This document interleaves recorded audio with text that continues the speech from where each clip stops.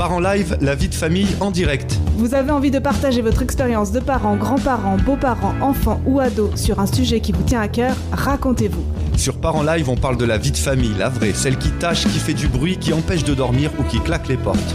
Rejoignez le direct Parents Live tous les deuxièmes mercredis du mois sur News FM. Retrouvez les podcasts et l'ensemble des vidéos créées dans le cadre du projet Parents Live sur parentslive.fr.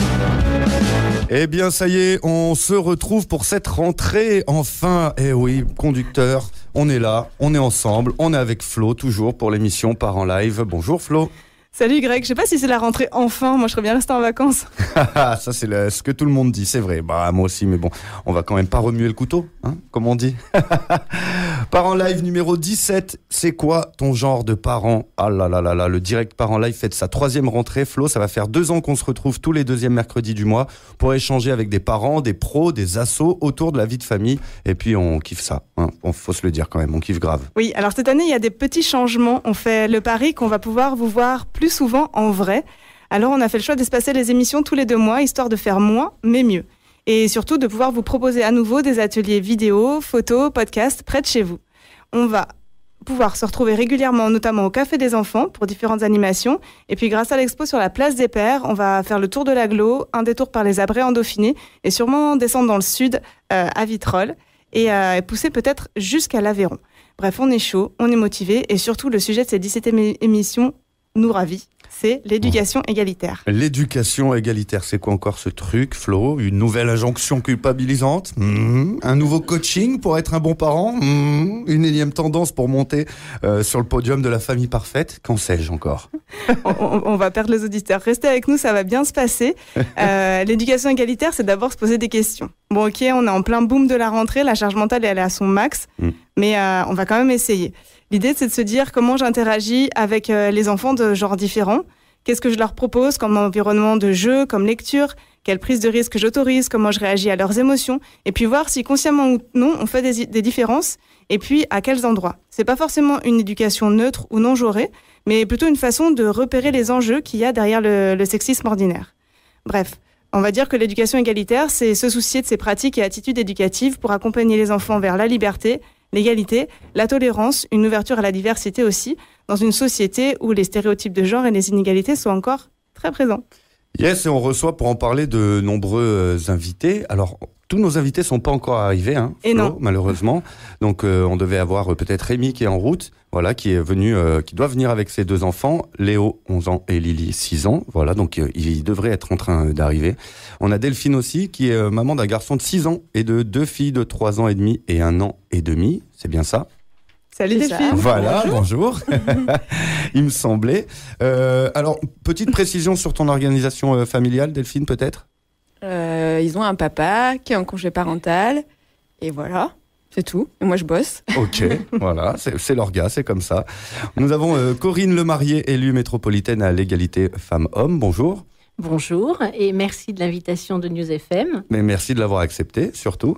Et puis nous avons Noémie Hoth, fondatrice de Grandir Ego, l'école des adultes pour des enfants libres, qui propose des formations et des ateliers aux professionnels et aux parents. Bonjour. Bonjour. Noémie, bienvenue.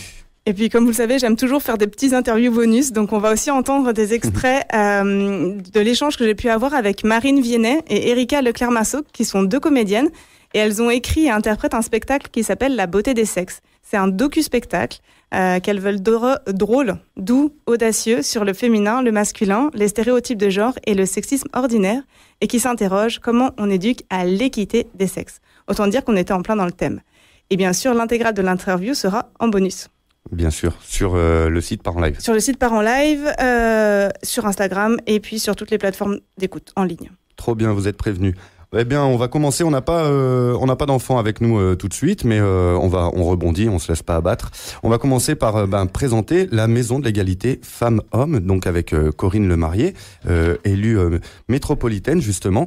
Est-ce que bonjour, présentez-nous cette Maison de l'égalité femmes-hommes, s'il vous plaît. Avec plaisir. Donc la Maison de l'égalité, c'est un outil métropolitain, comme on dit couramment dans notre jargon, c'est-à-dire que c'est un lieu qui a été voulu par les élus de la métropole, et donc les élus des 49 communes, un petit peu moins de communes à l'époque, mais donc qui est devenu métropolitain en 2015, et c'est un lieu qui se situe à Échirolles, au sein duquel il y a des agents qui travaillent pour promouvoir l'égalité entre les femmes et les hommes. Alors, ce sont des professionnels. Moi, en arrivant dans le cadre de ce mandat, j'ai été extrêmement impressionnée par la qualité et par le niveau de ces professionnels et par leur ouverture d'esprit également, parce qu'il en faut quand on parle de ces sujets-là. Et donc, le but de la Maison de l'égalité et ses moyens, c'est avant tout d'accompagner des projets. Donc, on accompagne tout type d'acteurs dans des projets liés à l'égalité femmes-hommes. Ça peut être des compagnies théâtrales, ça peut être des écoles, ça peut être un centre socio-culturel, une commune qui souhaite préparer une conférence sur le sport et les femmes, par exemple, ou encore un prof qui voudrait parler de l'histoire de l'égalité et des droits des femmes avec ses élèves. On prête des outils, c'est important. Ça peut aller d'une exposition photo à des bandes dessinées, des jeux, des livres sur l'égalité. Et on a un projet spécifique qui est l'appel à projet Jeunes pour l'égalité, qui soutient financièrement avec une dotation annuelle tous les projets qui seraient portés par des jeunes sur les sujets de l'égalité. Donc ça peut être un groupe de copains ou de copines, ça peut être une institutrice ou un instituteur dans une école, des voisins qui auront envie de partager un projet. Et ce projet sera financé par la métropole ou aidé. On l'a fait l'année dernière pour des conférences sur la notion de consentement. Est-ce que oui ou non je consens à ce que l'on me propose. Donc là, évidemment, on ouvre à la sexualité, ça paraît clair. Et entre autres, et donc, pour ce sujet-là, par exemple, on n'avait pas financé, mais on ouvrait notre réseau, on faisait partager le réseau. L'autre sujet, donc, puisque je vais parler des réseaux, c'est l'animation des réseaux, dont le réseau acteurs publics pour échanger des pratiques et se qualifier sur des sujets. Donc, on a l'université avec nous, les communes, l'éducation nationale peuvent se saisir de ce sujet-là. Et la prochaine réunion qui va se réunir dans ma commune à Vars-Allières-Hérissé aura lieu, concernera plus particulièrement la petite enfance. Donc on est en plein dans le sujet aussi peut-être aujourd'hui. Le troisième point, c'est la valorisation de l'existant. Donc on tient un agenda des formations, des spectacles, des conférences, tout ce qui se fait dans la métropole sur l'égalité entre les femmes et les hommes.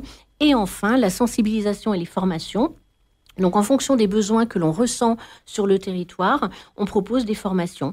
Moi, ce que j'avais proposé en arrivant, puisque justement, je suis une élue dans le cadre d'un mandat précédent, j'étais à l'action sociale, j'ai pu constater qu'il y avait parfois un certain manque dans les communes de taille un peu moins importante, évidemment, que peut-être Grenoble et Chirolles ou Saint-Martin-d'Air, qui sont des grosses communes, donc avec une infrastructure et des agents parfois extrêmement professionnalisés et qualifiés. Dans les communes de taille un peu moins importante, on a parfois des agents qui peuvent être un temps sur un sujet, un temps sur un autre, et que quand on est au logement, puisque ça faisait partie de mon attribution, ou l'action sociale, on peut être en face, par exemple, d'une femme qui est victime de violences conjugales.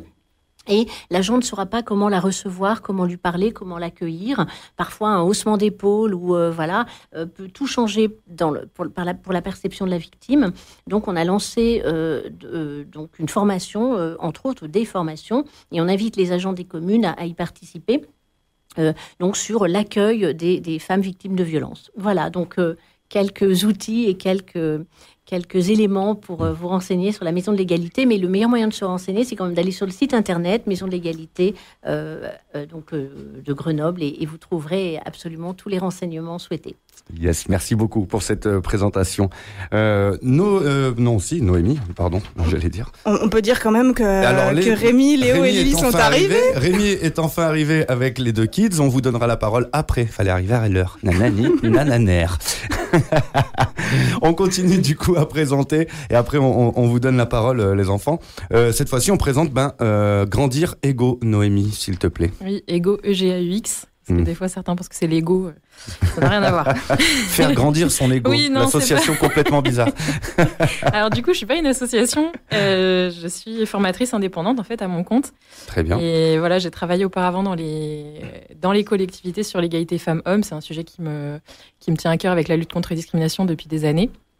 Et puis j'ai eu l'envie de passer à mon compte parce que pour moi la formation c'est la clé, c'est-à-dire que on peut intervenir ponctuellement, mais quand on forme des professionnels, quand on forme des parents, on enclenche un changement qui est sur la durée. Et c'est ça qui m'intéresse. Et donc, c'est l'ambition de Grandir Ego, c'est d'outiller tous les adultes qui sont en contact avec des enfants pour qu'ils soient en capacité de réduire en fait l'impact des stéréotypes sur ces enfants-là, de moins les transmettre, de les déconstruire. Et donc ça passe par des formations, aussi des formations actions. J'accompagne des équipes, notamment dans les crèches et dans les périscolaires, les MJC. Je les accompagne à repérer les stéréotypes et à les désamorcer. Et je vais lancer également des ateliers pour les parents, qui là seront plus sous la forme d'un groupe de parole autour de thématiques sur l'égalité femmes-hommes. Et bon, ça devrait démarrer en octobre. Ça a été décalé beaucoup avec le Covid. Mais là, je touche du bois pour y arriver à les lancer ça à l'automne. D'accord. Grandir Ego, depuis combien de temps ça existe ? Eh ça fait 3 ans que j'ai commencé à travailler sur le projet, mais je me suis vraiment lancée il y a 2 ans et demi. D'accord. Ok. Eh ben, bravo. Merci. Bravo. Donc on précisera aussi les lieux et dates des formations pour les parents. Bien sûr. Sur le site. Dès que je les ai, je vous les transmets. Super. Dès qu'on a l'info, on transmet, pas de souci. Et puis donc nos invités qui sont finalement arrivés, et ça nous fait grand plaisir. Rémi qui est venu donc avec ses 2 enfants. Il s'agit de Léo qui a 11 ans et de Lily qui a 6 ans. Bonjour. Bonjour. Bonjour. Comment ça va aujourd'hui ? Bien. Bien. Bien. Bon, papa, il vous a mis en retard. Hein. C'est peut-être l'inverse. À 11h30, donc tu as le temps de... Voilà. C'est clair. Je te fais tomber exprès, Rémi. On se connaît, du coup, c'est pour ça. Alors, justement, les enfants, moi, j'ai une petite question pour vous. Hein. Bon, alors pour toi, on va commencer par Lily. Lily, alors pour toi, est-ce que les adultes font des différences entre les garçons et les filles ? Et comme quoi, par exemple ? Est-ce que les grands, t'as l'impression qu'ils font une différence entre les garçons et les filles ? Comment on agit avec vous, par exemple ? Si t'es un garçon ou une fille, est-ce qu'on est différents, les adultes, ou pas ? Non. D'accord. Non, très bien. Pour toi, c'est pareil. Et pour toi, Léo ? Ça dépend pourquoi. Oh, alors donne-nous un petit exemple. Par exemple, pourquoi ? Pourquoi oui, pourquoi non ?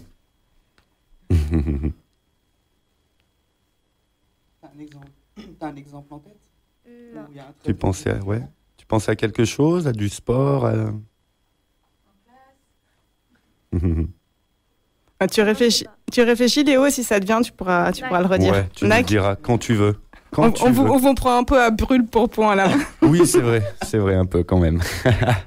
Donc Flo, on va pouvoir passer à la première partie de cette émission. Ouais, on va réfléchir aux attitudes parentales qui encouragent ou qui désamorcent justement les stéréotypes.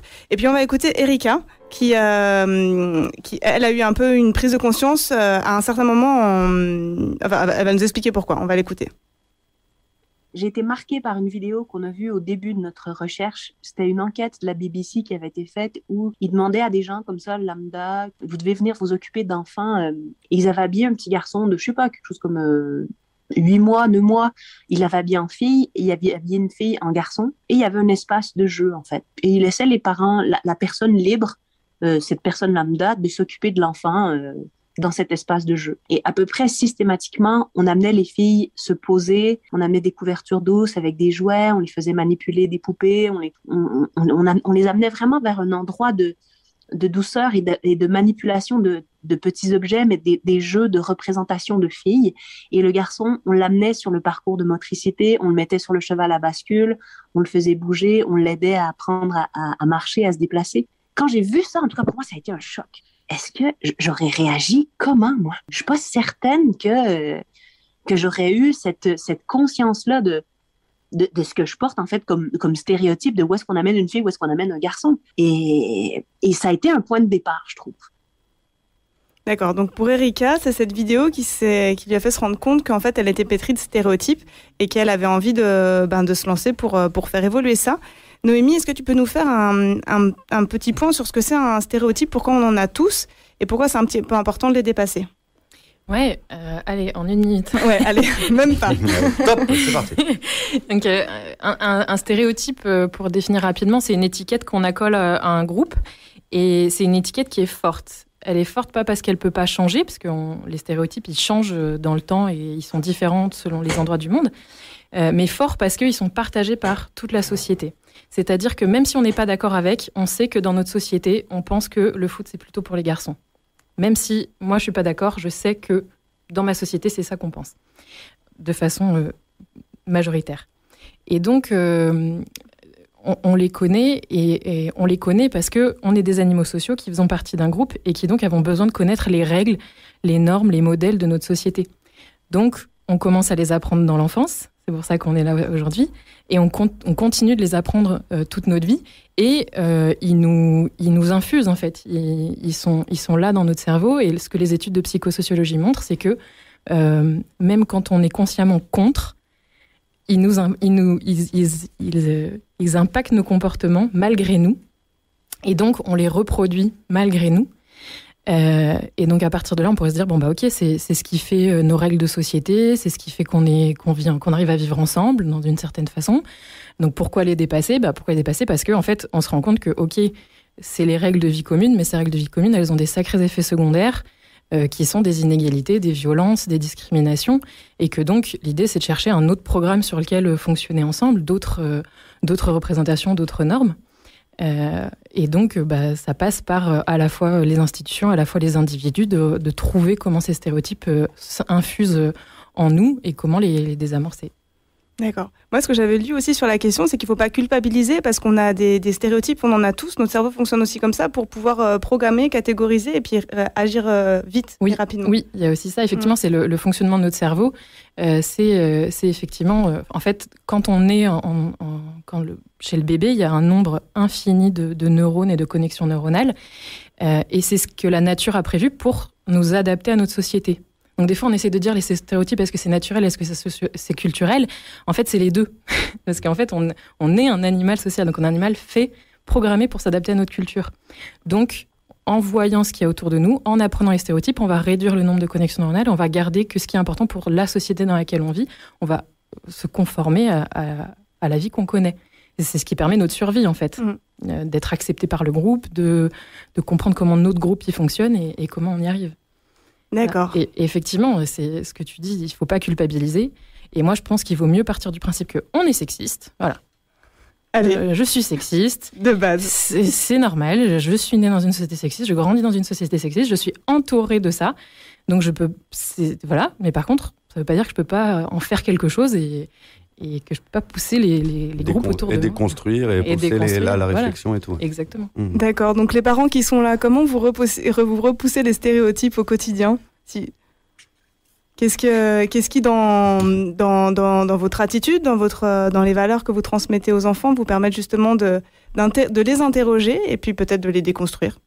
Peut-être pas tous. Moi, j'ai l'impression que que souvent c'est l'exemplarité qui fait que, et que déjà la façon dont nous on est, par exemple dans le foyer, on est en couple et comment se joue le couple, ce qui se fait au quotidien. Je pense que déjà ça construit ou déconstruit, d'ailleurs les deux, des choses. Parce que moi, je viens de loin. Moi, j'ai été beaucoup élevé par ma mère et mon père, quand il était là, il en foutait pas une. Si tu m'entends, je t'aime, mais t'en foutais pas lourd. Et voilà. Et du coup, c'est vrai que moi, pour aujourd'hui être le père que je suis, j'ai dû aussi avancer là-dessus. Et c'est pas l'exemple que j'ai eu. J'ai pas grandi là-dedans. Et du coup, naturellement, en tout cas, ça m'était pas naturel d'être le père que je suis au foyer aujourd'hui. C'est-à-dire qu'effectivement, il y a des choses qui ont dû se construire, déconstruire. Mais voilà, en tout cas, moi, j'ai l'impression que ça passe déjà aussi par ça, par papa, maman, comment ils fonctionnent, qu'est-ce qu'ils font, la répartition des tâches, etc. Parce que mine de rien, en fait, voilà, on vit chez nous, dans l'espace public, et puis à l'école, en tout cas les enfants, voilà, c'est un peu, j'ai l'impression que c'est un peu ce triptyque-là, et après peut-être les médias dans lesquels les choses vont se jouer, quoi. Mais bon, le foyer, j'ai l'impression que c'est quand même le premier levier où voilà, il y a des choses qui se passent, quoi. C'est le premier monde, quoi. Donc c'est un peu la première observation qu'on a, et du coup le mimétisme qui se met forcément en place, quoi. Après, moi, tu vois, ce qui est intéressant, c'est que je suis vraiment pas un bon exemple, parce que pour le coup, au début, j'étais très con là-dessus. C'est-à-dire que, par exemple, les premières Barbie qui sont arrivées dans la chambre de Lily, ou les premiers flingues qui sont arrivés dans la chambre de Léo, je les ai mis à la poubelle. Je me rappelle de ça. Ouais. Et parce que justement, je voulais pas rentrer dans ces stéréotypes-là. Mais en fait, voilà, bon là, c'était il y a un petit moment. Mais j'en reviens. Mais c'est vrai que c'était un peu con parce que finalement, c'est pas parce que t'as une Barbie ou que t'as un flingue dans ta chambre, c'est pas pour ça non plus qu'en fait ça va accentuer des choses. Tant que tu viens proposer autre chose, moi aujourd'hui j'en suis là. Tant que tu viens alimenter avec autre chose, c'est pas grave. Par contre, voilà, Lily, elle est girly, elle adore les trucs girly. Pour autant, elle a c'est pas parce qu'elle est girly et qu'elle aime bien se saper avec tous les stéréotypes d'une fille. Pour autant, dans sa personnalité, elle a plein de trucs qu'on peut coller aux garçons, quoi. Voilà, du coup, les choses sont à nuancer, parce que c'est pas si simple que ça, quoi. Voilà. Tu rentres dans la chambre de Lily, il y a beaucoup de stéréotypes de trucs de filles. Pour autant, bon, il n'y a pas que ça, mais il y en a beaucoup. Et en même temps, comme elle est, comme elle agit, je pense que voilà, il y a des choses qu'on lui a transmises et sa personnalité fait que finalement, elle déconstruit aussi plein de choses parce qu'elle est, quoi. D'accord. Delphine, aussi le travail sur la prise de conscience qui est assez, qui permet aussi, de se dire, la vidéo comme l'extrait qu'on a vu, moi j'aime bien en parler parce que de voir comment on a tous ce biais-là en fait. Quand là elle le dit, Erika dans l'interview, on pense pas qu'on puisse être autant, faire autant de différences et en fait on en fait. Moi il y a des petits trucs. Moi là j'ai les 2 dernières, c'est des filles et par exemple il y a un mot que j'essaye de jamais dire, c'est allez les filles, on va faire ça ou quoi. Voilà, il y a des petites attitudes comme ça, des mots, des trucs, on essaie de faire gaffe.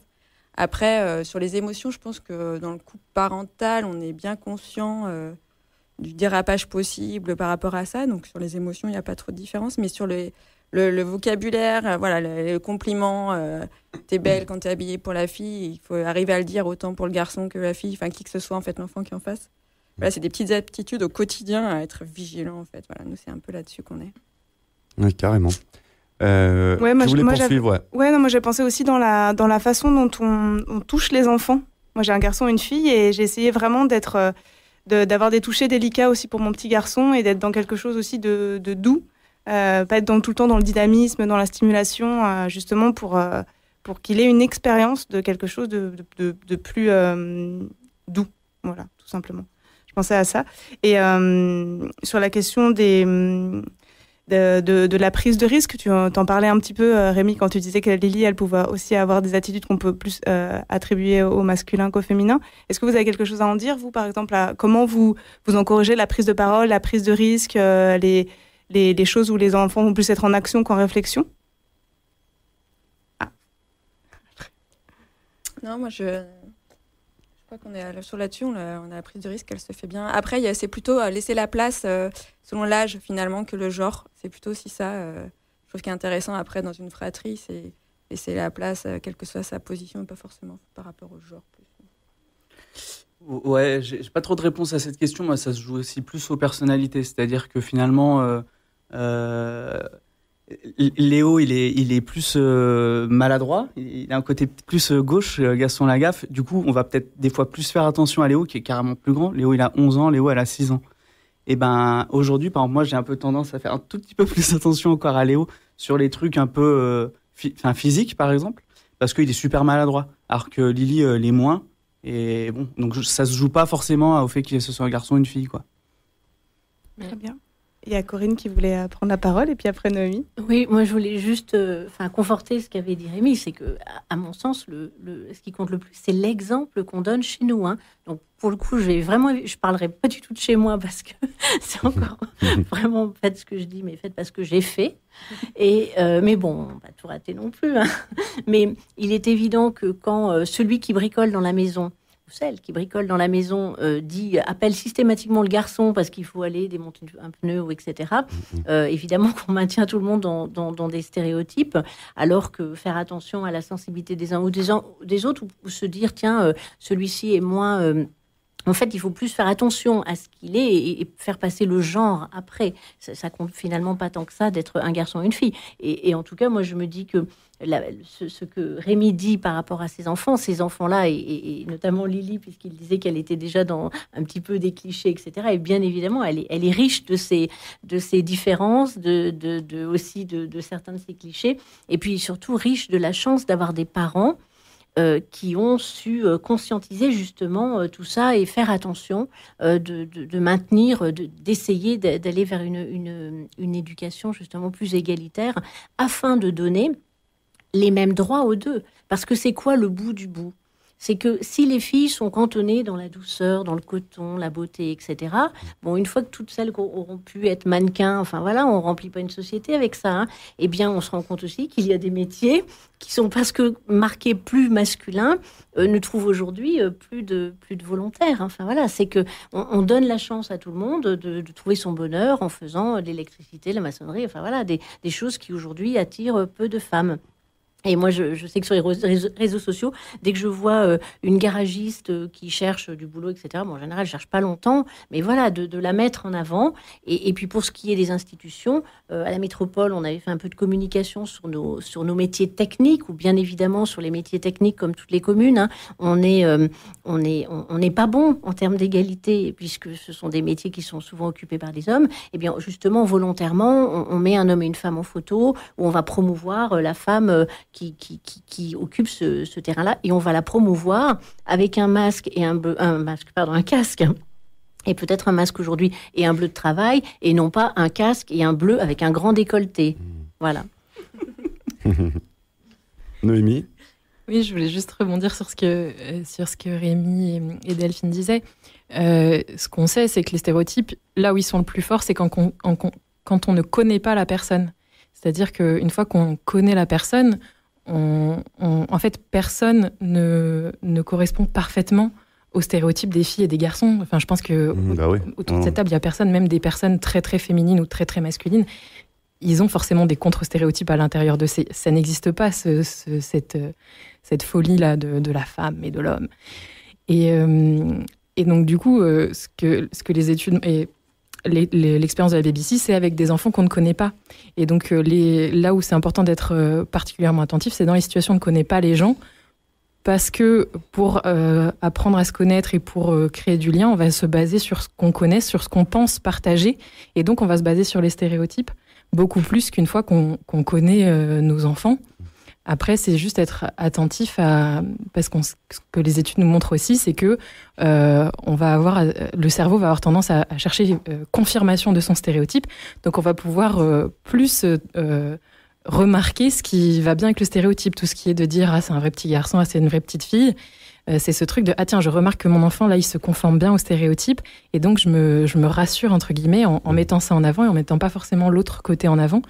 Et donc, c'est vachement important de rester attentif à toutes les facettes de l'enfant qu'on a en face de nous et de ne pas s'arrêter à la façade, effectivement, et bien sûr. Ces trucs, et de mettre aussi en avant toutes les facettes de sa personnalité. Et oublier l'histoire de sexe, de genre, quoi, en fait, tout simplement. Parce que, alors, petite parenthèse personnelle, hein, moi, j'ai un grand frère, quand j'étais petit, il était plus costaud que moi. Alors, du coup, ça venait tout seul entre deux frères. Lui, il est plus manuel, et lui, il est plus intellectuel. Donc ça, pareil, t'en hérites, et tu tombes dans un stéréotype de dire, la personne un peu plus frêle, ce sera plutôt la tête, et puis l'autre qui est plus costaud, ce sera le manuel, tout ça.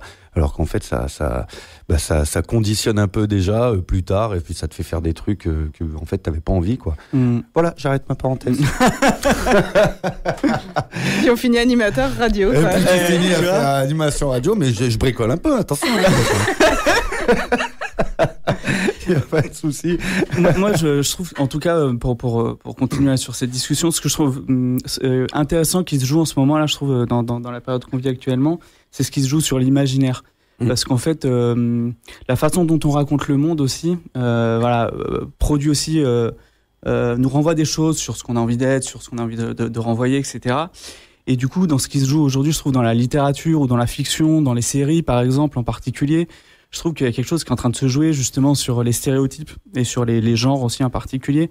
Aujourd'hui, par exemple, quand tu vas sur Netflix, que tu regardes des séries, il y a beaucoup de séries qui déconstruisent de plus en plus paquet de stéréotypes qui vont mettre en place des personnages forts, que ce soit féminins ou masculins. Tu vois, il y a plus de, je trouve qu'il y a de moins en moins de différence, par exemple, entre des personnages forts masculins ou féminins.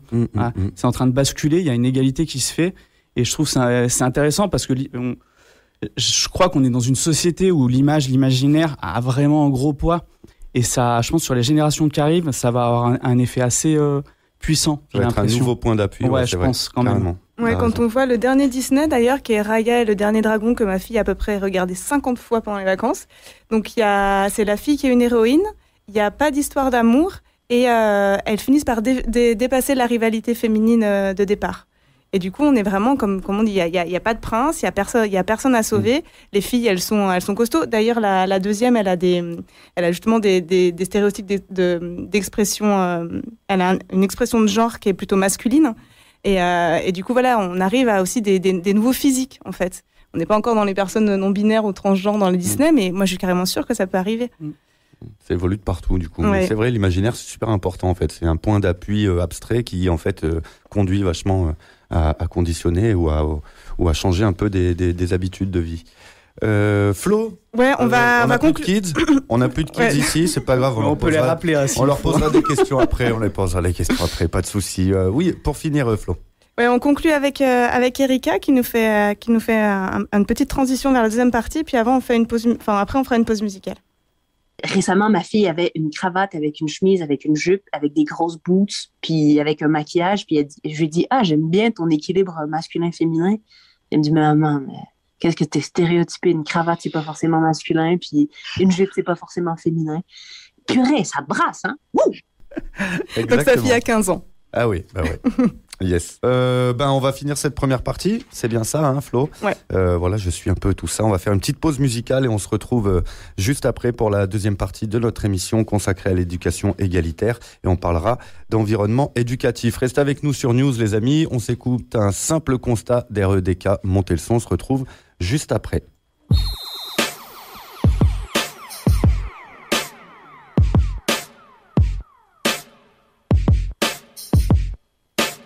Et maintenant que le son tourne, je trouve que ça pète, truc de fou. Les gens autour de moi bougent la tête, brisent leur cou. Les idées germent dans ma tête, tout d'un coup je me dis pourquoi pas faire le simple constat 5 sur le foot.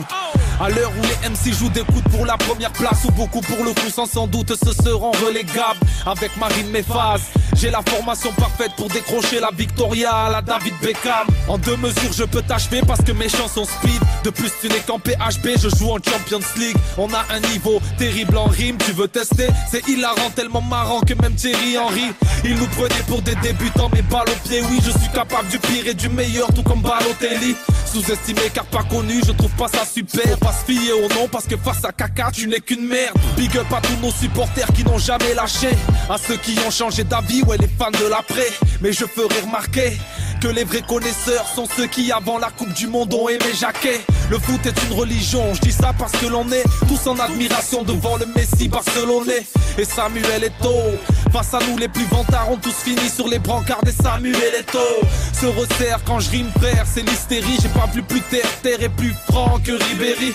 Pourquoi s'obstiner c'est bonnard? Je t'explique à quoi bon flipper quand on a Eric dans son équipe. Avoue que c'est triste ça non? Dans le foot y'a trop d'euros, regarde les salaires de Ronaldo ou de Cristiano. Il touche de trop gros chèques, des insultes aux clochards pour avoir fait de beaux crochets ou de belles feintes à la Okocha. Est-ce que tu vois le schéma? Pendant que je manie la rime, le petit Karim roule en Mercedes-Benz. Et moi, je reste ce mec toujours OP. Pour sa clique, j'écris mes textes en conduisant dans mon Opel Corsa grise.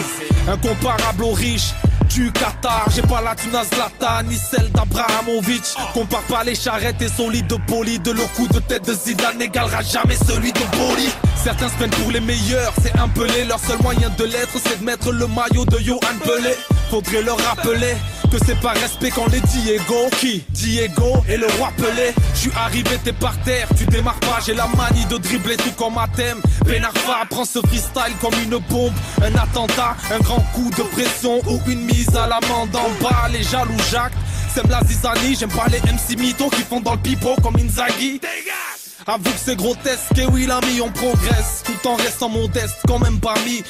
On trempe pas à nos mêmes, on attend le retour du bon rap, un peu comme celui de Drogba à l'OM. Certaines pour nous avoir font les yeux doux, consultent des marabouts. Mais Marseillais dans l'âme, il n'y a que les buts de Nyang qui Mamadou. Ce son est loin d'être banal, tout le monde bug. Il mériterait sa palette dans le Canal Football Club. Normal, c'est abusé, pourquoi m'accuser? Monsieur l'arbitre, l'adversaire et la fille, j'ai pas touché. Laissez-le tranquille, ce mandao. On est là pour écouter du bon football. On repart pour la deuxième mi-temps. Avec qui? Avec mes amis Soprano et REDK. C'est ça le football.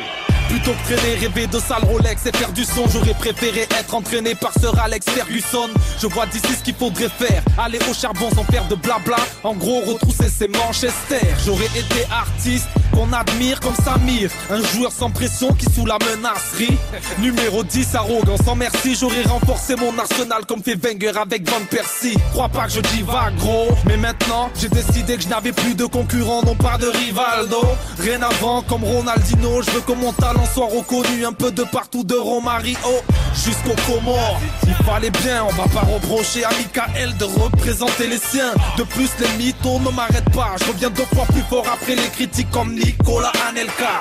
Je rends hommage avec humour à cette discipline qui réunit les blancs, les noirs de Gour, cul, facu, four. J'envoie des bastos et je préfère prévenir, ne jamais se mettre dans le mur, surtout si c'est Djibril qui tire. Dans le public ça gueule, les boss démissionnent. J'ai la technique insolente, un peu comme Chris Waddle et Denilson. Pas que ce soit simple mais c'est tout comme. Suffit d'une panenka pour transformer le meilleur gardien du monde en bouffon. News FM. On est de retour dans ce Parents Live numéro 17, les amis. C'est la rentrée pour Parents Live, l'émission consacrée à la parentalité sous toutes ses formes. Et aujourd'hui, le programme, le sujet de cette Parents Live, c'est l'éducation égalitaire. C'est quoi ton genre de parent, Flo? On est de retour, donc. Oui, Je t'entends. Attention. Ouais, on est de retour et je pense que c'est important à ce moment-là de l'émission de faire un petit point vocabulaire. Ah, allez, c'est parti. Non, en fait, je m'inspire juste du podcast Camille qui est produit par Binge Audio et elle a fait un podcast justement pour qu'on mette des mots sur des choses qu'on mélange souvent et moi ça m'a éclairée. Donc en fait, pour elle, on fait une différence entre le sexe biologique, celui qu'on a à la naissance, qu'on voit, un pénis ou un vagin, le genre qui est masculin ou féminin et donc qu'on peut choisir si on a envie d'être autre chose que notre sexe biologique à la naissance. Après, il y a l'orientation sexuelle, c'est quel choix on fait, si on est homosexuel, asexuel, hétérosexuel, pansexuel. Et puis après, c'est l'expression de genre, c'est comment on s'habille, quel code vestimentaire on adopte. Donc on peut tout à fait avoir un sexe biologique de fille, être cisgenre, donc se sentir femme avec un sexe de femme, et puis adopter une expression de genre qui sera avec une identité plus masculine. Et puis après, avoir une orientation sexuelle, par exemple, homosexuelle. Donc voilà, quand on a le sexe, le genre, l'orientation sexuelle et l'expression de genre, on voit un petit peu 4 choses différentes qu'on a tendance un peu à brasser, à mélanger. Et ça me paraissait important de refaire le point, ce petit point vocabulaire à ce moment-là de l'émission. Très bien, merci. Et donc, c'était un podcast de Camille Regache. Camille Regache, que je remettrai tout dans le descriptif de l'émission. Ok, nickel. Alors, on a parlé stéréotypes, on a parlé conditionnement, on a parlé tout ça. Moi, j'ai des petites questions pour Léo et Lily, si vous voulez bien y répondre. Vous êtes toujours avec nous? Oui. Ah, super, génial. Alors, par exemple, tiens, Léo, est-ce qu'on t'a déjà dit que tu aimais des trucs de filles pour se moquer de toi? Non. Non? Trop bien. Pas que je me souvienne. Pas que tu te souviennes? Eh oui, de ton grand âge, ça commence à remonter, ces histoires. Et qu'est-ce qu'ils font les garçons et les filles en cours de récréation? Est-ce que tu peux nous donner une petite... Souvent, on est séparés quand même, souvent. Enfin, au collège, quand même. C'est quelqu'un qui vous sépare ou non? Vous vous séparez de vous-même? Ouais. Ouais. Mais au collège, quand même, un petit peu moins, mais... À l'école, on était vraiment en groupe séparés, quoi. D'accord. Ouais. Toi avec les copains et les filles avec leurs copines. Ouais. Et du coup, on jouait pas trop ensemble. D'accord. Des fois, on jouait ensemble, mais souvent, non. Tu jouais pas avec un autre? Ça balance des petits noms. Eh ben tiens, toi, Lily, s'il te plaît, est-ce que tu peux répondre au même genre de questions? Est-ce que toi, on t'a déjà dit des trucs de garçon pour se moquer de toi? Non. Non? Pas du tout? Non. Et toi, dans la cour de récréation, alors, ça joue à quoi, les filles et les garçons? Approche-toi un peu du micro, tiens, n'hésite pas. Vous jouez à quoi, les garçons? Toi, tu joues à quoi dans la cour?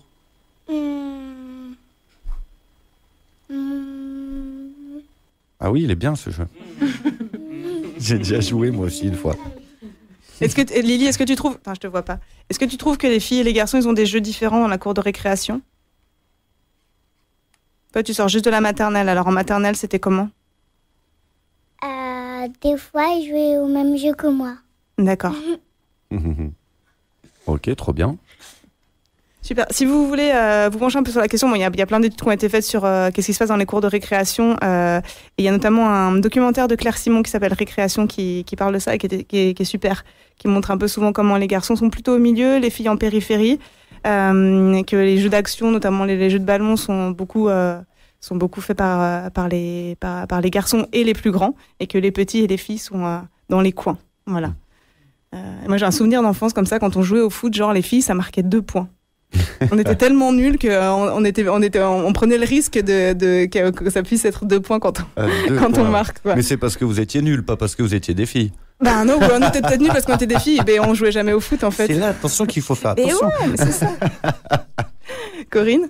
Oui, je voulais juste rajouter par rapport à ça, parce qu'en ce moment, on est vraiment dans l'actualité, parler des cours de récréation et du foot.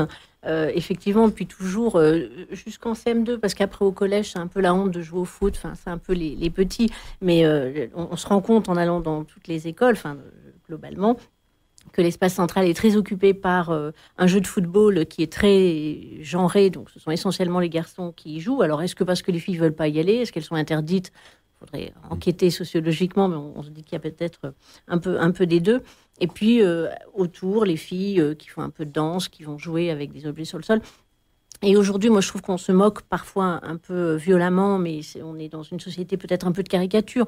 On se moque des élus qui essayent de dégenrer. Alors, rien que le mot, il fait hurler, mais il faut un peu réfléchir à ce qu'il y a derrière ces mots-là. On essaye justement de casser ces stéréotypes qui nuisent aux filles et aux garçons, et à la société de manière générale, et à l'entreprise même de manière générale. Parce que c'est pas bon pour une entreprise d'avoir que des filles ou que des garçons. Donc on revient à ce que je disais tout à l'heure, la mixité des métiers et tout ça, c'est important.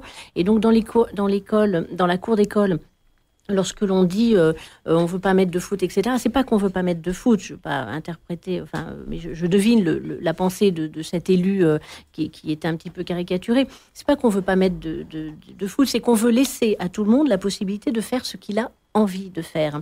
Et donc, effectivement, si on interroge un garçon, il va dire oui, je veux jouer au foot, parce qu'il va parler devant ses copains, parce que quelque part, il y a une image, et puis parce qu'il ne va pas forcément réfléchir à ce qu'il pourrait aussi avoir envie de faire. Donc, l'idée n'est pas d'interdire le foot, mais peut-être de le faire de manière un peu plus participative, avec des adultes qui font autre chose que de laisser faire et qui, justement, sont plus inclusifs et incluent tout le monde. Quand je dis tout le monde, c'est ceux qui n'y jouent pas et celles qui n'y jouent pas, donc les filles. Mais ça peut être aussi les enfants, on parle de harcèlement, l'enfant porteur de handicap, enfin voilà, tous ceux qui sont différents, qui ne sont pas dans cette majorité footballistique, puisqu'elle a un peu ça, cette majorité virile et forte.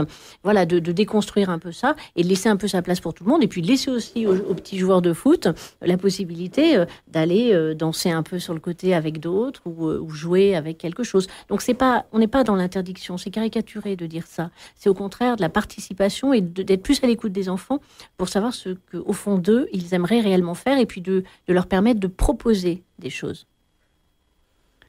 Très bien. Et vous, en tant que parent, est-ce que vous avez fait des choix au niveau de l'environnement de vos enfants ? On a parlé des dessins animés, des livres, mais aussi dans l'aménagement de la maison, le choix des jeux, des jouets, des activités extrascolaires.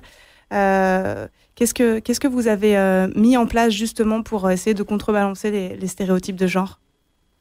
Je crois qu'il y a une bonne protection, c'est que déjà, on n'a jamais su le sexe de l'enfant avant la naissance. Et ça nous protège de nous-mêmes et des autres et des cadeaux. Donc, ça veut dire qu'on a vraiment tous les... Voilà, il n'y a personne qui achète une couverture... Enfin, quand il achète une petite couverture pour le bébé qui va naître ou je ne sais pas quel jeu. Donc, ça permet déjà d'évacuer tous ces trucs-là qui arrivent à la naissance, parce que personne ne sait, ne peut pas anticiper. Et puis, nous-mêmes, de projection. Et après, dans les jeux, nous, on a le Père Noël qui amène beaucoup de jeux communs pour tous.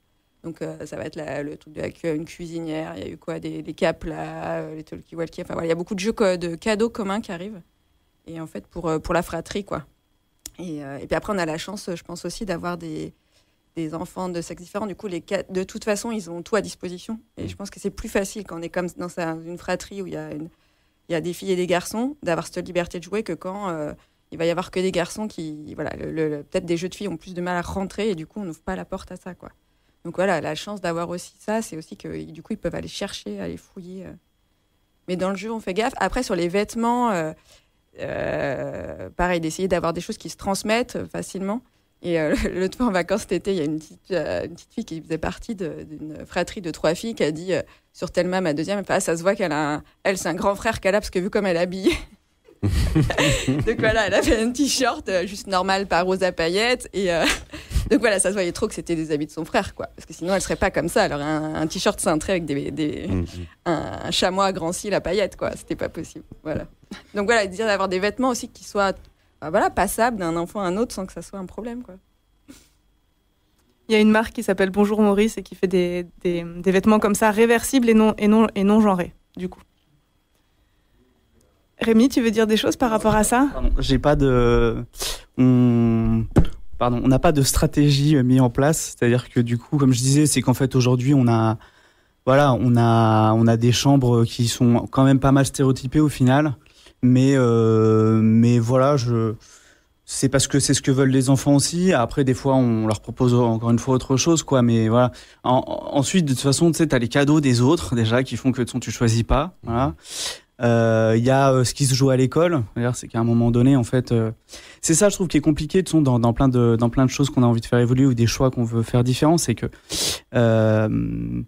ça s'impose pas, c'est pas une injonction. D'ailleurs, il faut pas que ça le soit pour personne. Et du coup, il y a le reste du monde qui est là, et du coup, il faut que ça se fasse aussi. Les choses, faut qu'elles se fassent en douceur aussi. Ce que je veux dire par là, c'est que les choix qu'on fait aussi sont pas trop, sont modérés. Dans le sens où ça peut être compliqué aussi pour les enfants. Voilà. C'est-à-dire que ce que tu viens de dire là sur les sapes, je pense que ça va, c'est cool. Sur d'autres choses, des fois, ça peut être un peu compliqué. Et nous, on est adultes, on peut assumer nos choix. Des fois, les enfants, c'est pas leur choix, c'est les nôtres, quoi. Donc, il y a ça qui se joue. Pareil, toujours, c'est un truc, c'est toujours...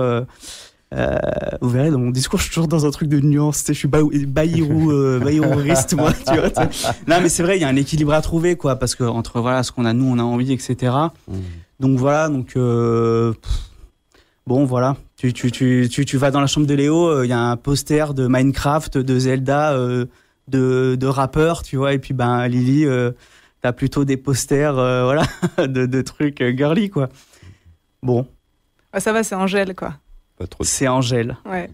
Voilà. Ah bon, ça va. Flo l'a dit. Non, mais ça va. Le doc a dit non, mais c'est tout bon. Non, mais ça va comme modèle. Oui. Ça reste. Non, mais après, il y a des passages d'âge, je pense, qui sont vraiment durs. En fait, la primaire, pour moi, c'est la grosse douche froide, quoi. Enfin, mon fils, justement, là, qui est rentré en CP, avec en même temps qu'il lit, il y a 2 jours, il m'a dit j'ai joué au foot. Il n'a jamais joué au foot en primaire. Il a joué au foot. Non, en fait, j'ai compris, il n'a pas joué au foot. Il a regardé les grands jouer au foot. Et d'un moment, le ballon est venu vers moi, j'ai pu le renvoyer. Et ok, en fait, les grands, dès le premier jour de la rentrée, avaient squatté l'ensemble de la cour pour jouer au foot. Et donc, du coup, lui, il avait l'impression d'avoir joué au foot. Mais non, il a regardé le foot, quoi. Et donc, voilà, et petit à petit, je vois aux anniversaires, moi, j'ai toujours été, voilà, à dire, il y a les copains, les copines, de dire toujours à chaque fois à l'un, à l'autre, quand on parle, on dit, alors, les copines et les copains à l'école. Et petit à petit, c'est de plus en plus chaud aux anniversaires d'avoir... qui garde un réseau hyper mixte, et puis social et tout, hein, donc le genre fait partie du truc, quoi. C'est compliqué. Enfin, la primaire, je trouve que c'est un passage chaud pour ça.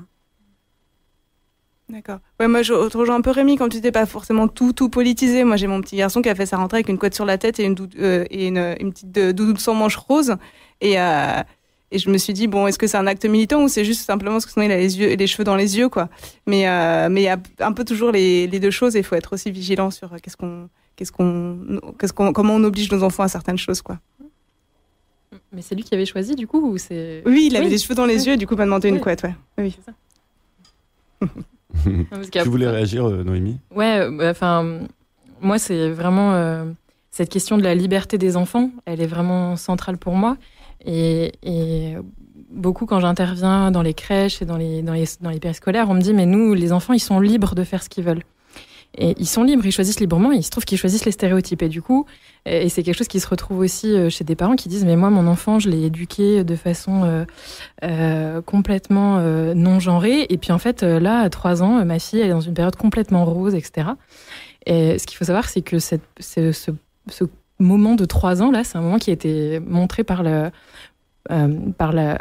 science, par la psychosociologie, par Kohlberg dans les années 70, si je ne me trompe pas, comme un moment où l'enfant était particulièrement perméable aux stéréotypes de genre. Kohlberg, il a étudié l'apprentissage du genre par les enfants. Et donc, en fait, à 3 ans, tu connais les stéréotypes. En fait, tu les connais dès 2 ans, tu les connais parfaitement. Mais à 3 ans, tu as ce besoin de te conformer parce que tu as l'impression que si tu ne te conformes pas aux stéréotypes, tu vas changer de sexe biologique. Et donc, c'est l'hypothèse en tout cas qui est faite par les chercheurs là-dessus. Et du coup, c'est cette notion de liberté-là et de se dire, du coup, quand cette période des 3 ans arrive et que ma fille veut plus s'habiller qu'en rose, qu'est-ce que je fais ? Est-ce que je lui interdis le rose ? Est-ce que je jette les Barbies à la poubelle ? Ou est-ce que je les garde ?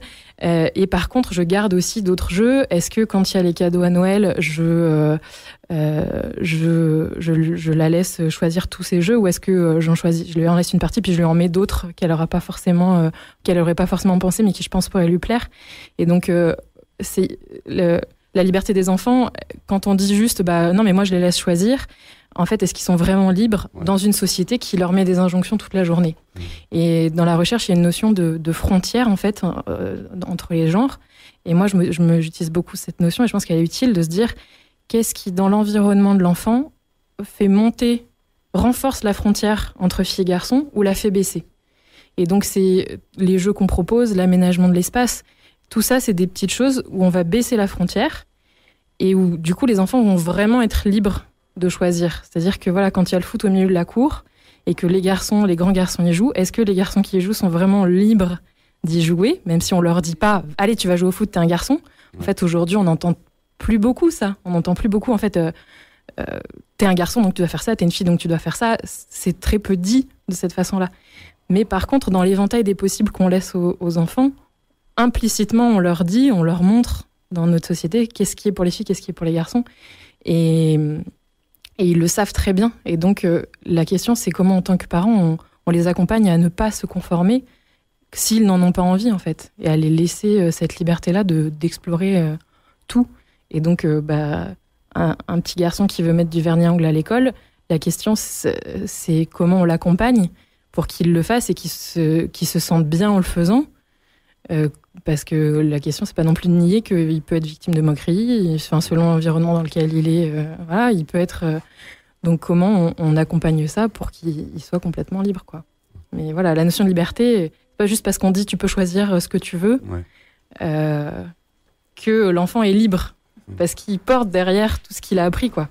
Donc, mais voilà, c'est ça, le choix, la question du choix. Est-ce que c'est vraiment lui qui choisit, quoi? Ou qu'est-ce qui lui a permis de faire ce choix, en fait? Et, dans une partie, c'est lui qui choisit, bien sûr. Bien sûr, sur le final, mais qu'est-ce qui l'a inspiré? Voilà, et et voilà, nous, on travaille avec les professionnels sur comment on intitule les activités, quel est le genre de l'animateur ou de l'animatrice qui anime l'activité, ou est-ce que l'activité elle est en extérieur, en intérieur, au centre, dans un coin, toutes ces petites choses qui codent en fait pour l'enfant l'activité comme une activité de fille ou de garçon, et on essaie de déconstruire tout ça pour que les enfants ils soient vraiment libres de choisir les activités sans chercher à se conformer à quelque chose, quoi. D'accord. Yes. Si je pouvais parler juste une seconde justement de la formation pédagogie que propose la Maison de l'égalité femmes-hommes, c'est justement une formation qui s'adresse donc à des professionnels de l'enfance ou de la petite enfance et à des bénévoles. Et donc pour des bénévoles qui s'occupent d'enfants de 8 à 12 ans. Donc c'est une formation qui est proposée aux animateurs et qui propose donc des séquences de jeux sportifs où l'on va questionner à l'issue de tout cela. On va intellectualiser un peu les stéréotypes qu'on aura pu avoir, les discriminations éventuelles, les choix de jeux des enfants.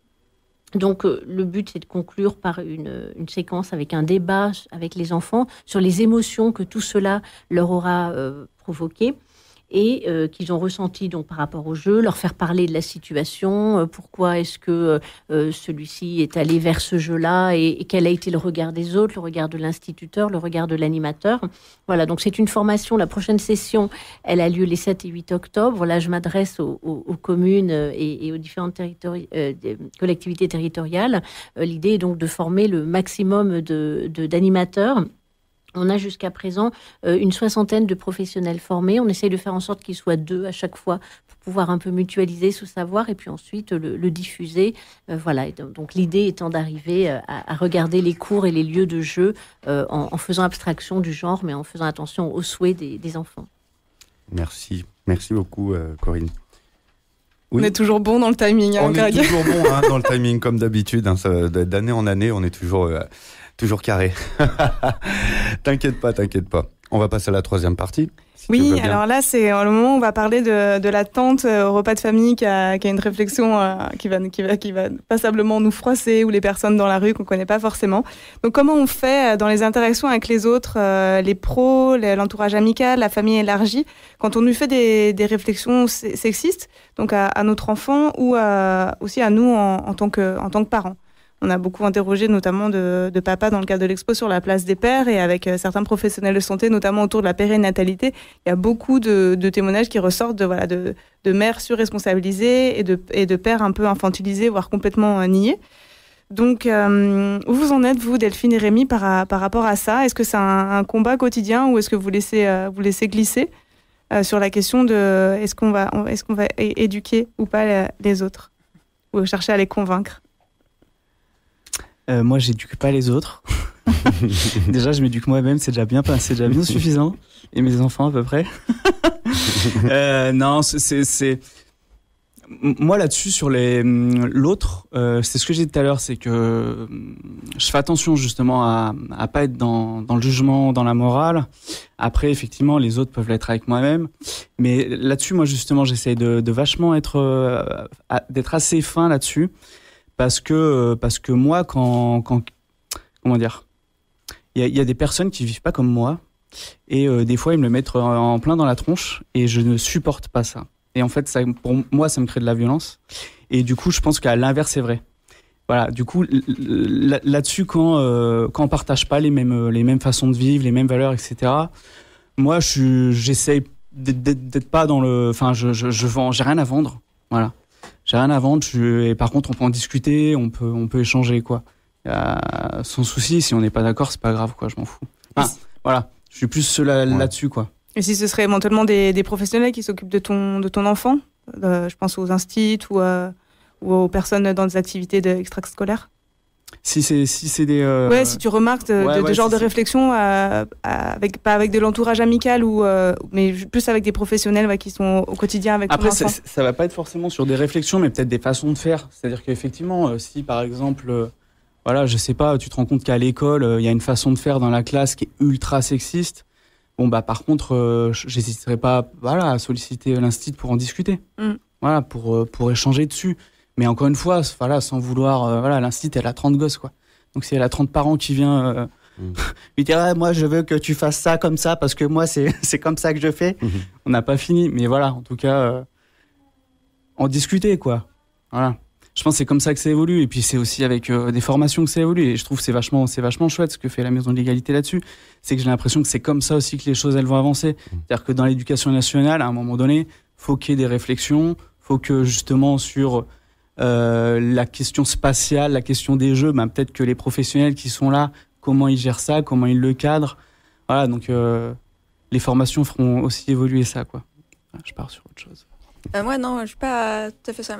Pour moi, je suis un peu plutôt en colère contre moi-même de pas réagir assez des fois, quoi. Parce que, justement, sur toutes les petites réflexions du papy, mais elle est charmante alors qu'elle a 18 mois, enfin, elle est charmeuse, non, mais voilà. Voilà, de pas réagir assez, des amis qui disent ah ouais, c'est vraiment des gars, mes enfants, enfin voilà. Et de pas arriver à dire non, mais non, tu déconnes là. Enfin, voilà, elle a 18 mois, elle est en body, qu'est-ce qu'elle est charmeuse, quoi. C'est pas elle sourit, c'est juste son âge, quoi. Et tes enfants, c'est des enfants, en fait. Donc en ce moment, ils sont agités parce que c'est des enfants. Voilà, moi, je suis plutôt énervée contre moi-même de pas arriver à mettre la limite, parce que voilà, je pense que c'est important de faire prendre conscience. Et par mon action, je pense je sais pas, de faire donner des leçons, quoi, mais juste de dire non, en fait, je suis pas, enfin non, il faisait déjà ça, l'autre, je sais pas. Donc voilà.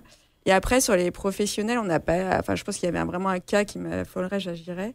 Après, c'est des petits trucs, essayer de faire gaffe que, je sais pas, les instituts, enfin l'école ou la crèche appellent autant le père ou la mère par rapport aux activités, c'est un peu une base. Donc ça, essayer de se mettre, dire, des fois on fait gaffe à ça, quoi. Quand le responsable légal le 1, on essaye de mettre plutôt le numéro du papa, avec l'espoir qu'ils l'appelleront peut-être plus lui, vu que c'est lui qui bosse pas, qui sera peut-être plus dispo pour aller les chercher. Donc voilà, d'essayer de faire attention à des choses comme ça responsabilisantes, que ça soit pas systématiquement moi qui soit noté, mais que le papa puisse avoir sa place autant, quoi. Voilà. Ouais. Et c'est vrai que plus que, comme je disais, quand on a des propos qui vont nous heurter comme ça, moi j'essaie de donner des exemples en fait, dire bah non, tu vois là, il a fait comme ça et ça correspond pas forcément à son stéréotype de genre, sans forcément rentrer dans un débat, mais juste donner un contre-exemple qui va venir contrebalancer la réflexion qui a été faite. Et puis, en tout cas, moi quelque chose que je trouve qui marche bien avec les enfants, mais qui marche aussi avec les adultes, quand il y a un stéréotype qui est exprimé, c'est juste de demander pourquoi. En fait, pourquoi tu dis ça, pourquoi voilà, je te disais avant d'arriver, ce matin, j'étais avec ma filleule au parc et on a tombé sur des assistantes maternelles qui faisaient un petit atelier bricolage. Donc, ma filleule a squatté l'activité, donc je me suis retrouvée avec elle. Et puis, au moment de choisir les couleurs, il y a un petit garçon qui voulait du rose. Et en fait, l'assistante maternelle a dit attends, il y a ce rose-là qui était un rose qui était un peu plus rouge. C'est mieux pour les garçons. Et puis là, j'étais là, déjà, on squatte leur activité. Elles sont gentilles de nous. Qu'est-ce que je fais ? Est-ce que je dis quelque chose ou pas ? Il y a toujours ce truc de, voilà, c'est quand même la règle. C'est quand même la vie en commun. C'est quand même nos. Et puis je me suis dit, je vais juste demander, mais pourquoi ça pose problème s'il veut prendre le rose Et bon, la réaction était de dire juste, non, mais quand même, c'est mieux pour les garçons. Donc ça n'a pas eu beaucoup d'effet. Mais moi, ce que je me dis, c'est que déjà, pour elle, moi, je vais quand même poser la question. Donc peut-être qu'à un endroit, ça fera germer quelque chose. Et surtout pour les enfants qui étaient là, moi, c'est surtout pour ça que j'ai réagi. Et pas forcément dans l'idée militante de la convaincre et de la faire changer, mais plus dans le truc de dire, en fait, moi, je suis pas d'accord avec ce qu'elle vient de dire. Donc, très calmement, sans forcément vouloir lui faire changer d'avis, dire... Tu proposes une autre idée ? Voilà, juste dire, en fait, tout le monde ne pense pas comme ça. Et je pense que par rapport aux enfants, c'est super important de dire, quand on voit quelque chose avec lequel on n'est pas d'accord, qu'un adulte dit aux enfants, on peut tout à fait dire, moi, je suis pas d'accord avec ça. Et pourquoi ? Enfin, c'est pas une évidence pour moi. Juste pour... contrebalancer un peu en fait, et sans forcément chercher à convaincre parce qu'on s'épuise à vouloir faire changer les autres, mais juste contrebalancer quoi. Elle a pris quand même 2 semaines d'arrêt après ta réflexion. Enfin bon.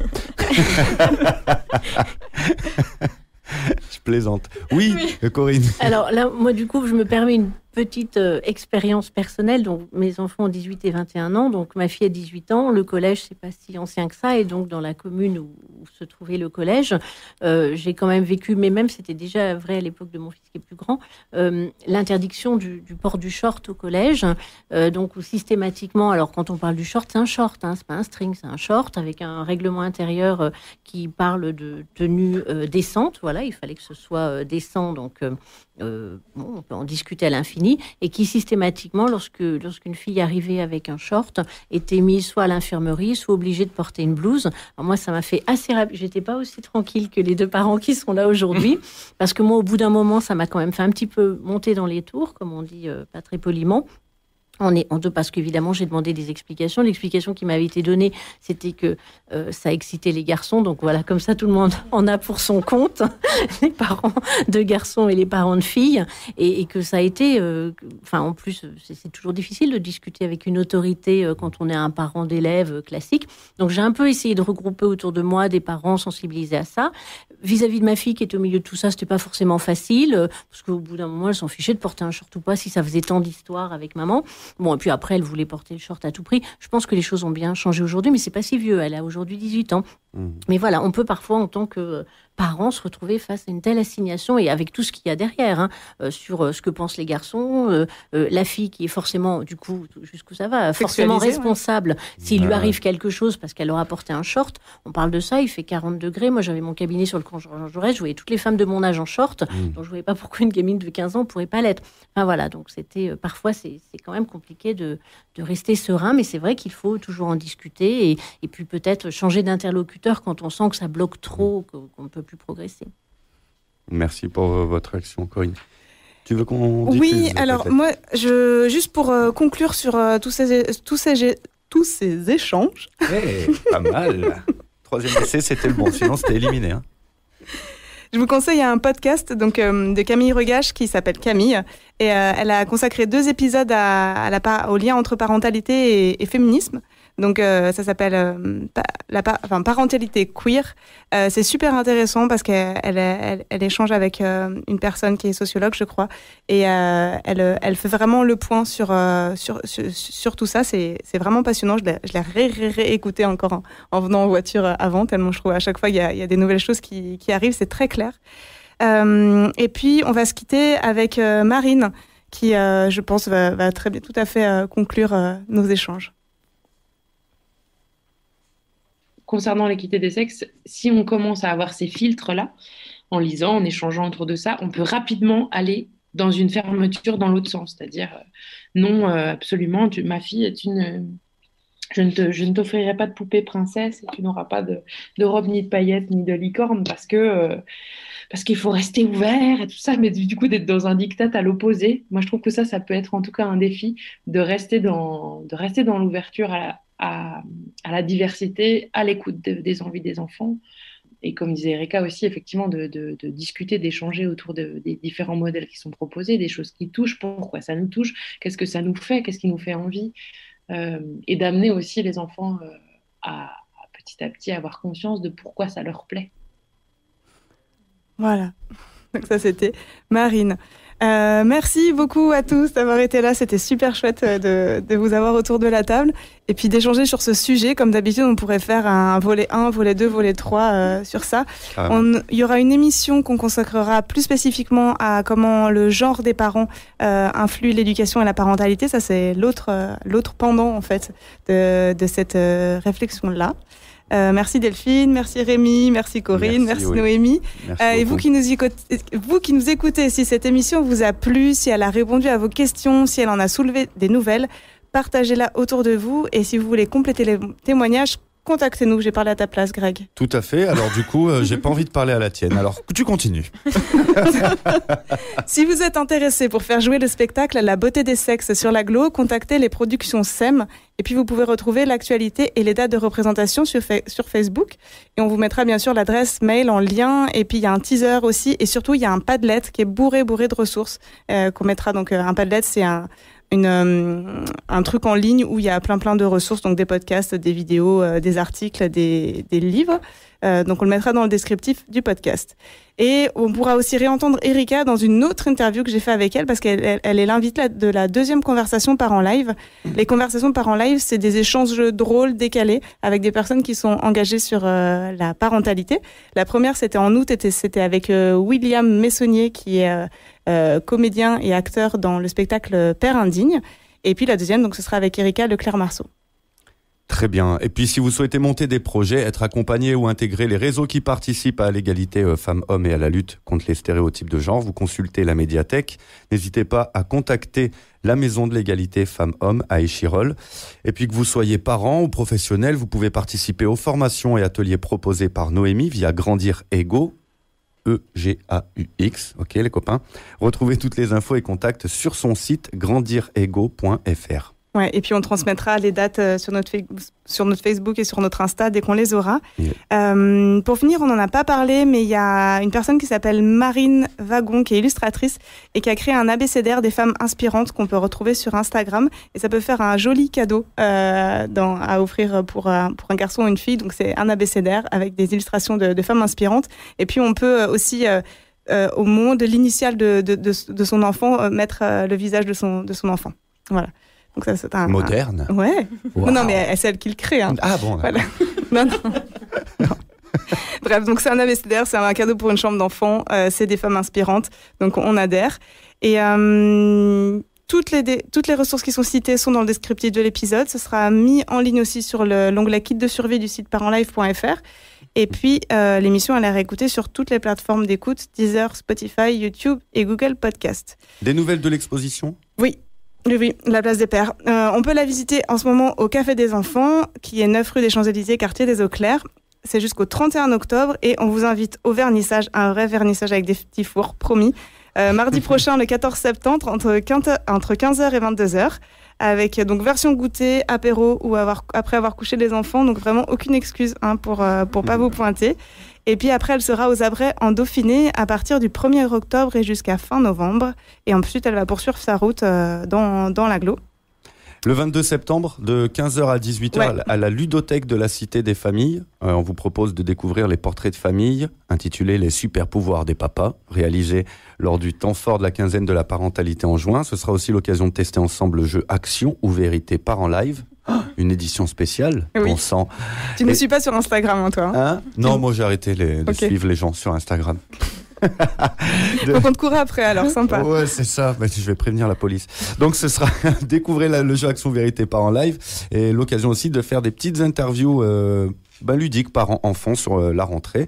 C'est ouvert à tous, donc venez faire un tour.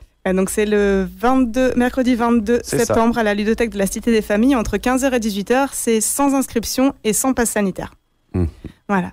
Et puis moi j'en profite pour faire une petite dédicace, un petit carnet rose de Parents Live parce qu'il y a 2 petites filles de la team qui sont nées cet été en août. Donc Inès et Charlie, bienvenue. C'est Myriam, notre community manager, et Rémi, notre webmaster, qui sont parents pour la 2e fois. Donc on leur a fait un petit coucou. Et Bravo. Puis, on se retrouve le 10, c'est ça, c'est ça, 10 novembre. Le 10 novembre, exactement, pour une émission consacrée à l'épuisement parental, préparée en lien, Flo, tu m'arrêtes si je me trompe, avec l'Observatoire de la parentalité et du soutien à la parentalité et des parents participant à la recherche. Être parent, ça fatigue. J'essayais de mettre un petit ton vu qu'il y avait des guillemets. Mais c'est ça. Donc voilà, c'est une recherche qui est menée en ce moment sur toute la France et on va interroger ses parents et faire un point sur ce que c'est le burn-out parental ou l'épuisement parental. Voilà. Trop bien. D'ici là. Et ben d'ici là. D'ici là, on va se reposer. Ouais, d'ici là, on va se reposer. Ouais, épuisement parental. On va prendre un peu d'avance sur cette émission. Non, mais je pense que la fin des vacances compilée avec début de rentrée, là, on est vraiment au max de notre énergie. Bon, d'ici là, donc portez-vous bien, soignez votre tendinite parce que vous avez signé à peu près 15 000 papiers pour les activités de vos enfants. Lâchez prise face aux 2 gourdes et 3 bonnets, non pas 3 bonnets, 3 casquettes qui ont déjà été égarées. Et puis restez zen devant votre môme qui vous dit c'est quand les vacances. Aïe, aïe, aïe, aïe, aïe. Merci à toutes et à tous. Merci beaucoup, Flo. On se retrouve donc du coup le 10 novembre. Passez une excellente journée sur News ou ailleurs. Excellente journée à nos invités aussi. Merci encore pour cette participation. Allez, ciao, ciao tout le monde.